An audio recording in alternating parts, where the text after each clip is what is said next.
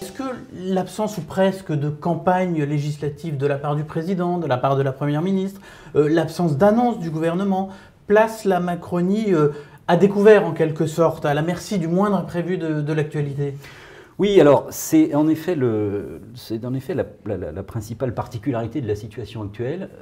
Il faut dire peut-être en amont que cette campagne présidentielle qu'on a vécue, et puis la campagne des législatives qu'on est en train de vivre aujourd'hui, nourrit un très fort ressentiment démocratique. On a aujourd'hui les 2/3 des Français qui estiment que la démocratie ne fonctionne pas bien et que, au fond, ce qui prévaut au terme de cette campagne présidentielle, puis dans le contexte actuel, c'est cette idée d'une insatisfaction démocratique. Pourquoi? Parce que vous le dites très justement, le débat des idées, le débat des confrontations de projets n'a pas véritablement lieu, parce qu'ensuite une partie des Français estiment que les thèmes dont on débat, dont on parle, qui sont portés par les candidats ne correspondent pas véritablement à ceux qui sont chers aux préoccupations des uns et des autres. Et puis surtout, il y a un manque de projection dans l'avenir. Aujourd'hui, on a ce qui est quand même sidérant, 68% des Français sont plus inquiets pour l'avenir qu'ils ne l'étaient avant la campagne présidentielle. Donc on a non seulement des campagnes présidentielles, des campagnes qui ne fonctionnent pas, mais y compris des campagnes contre-productives. C'était vrai pour la présidentielle, c'est vrai aujourd'hui pour les législatives.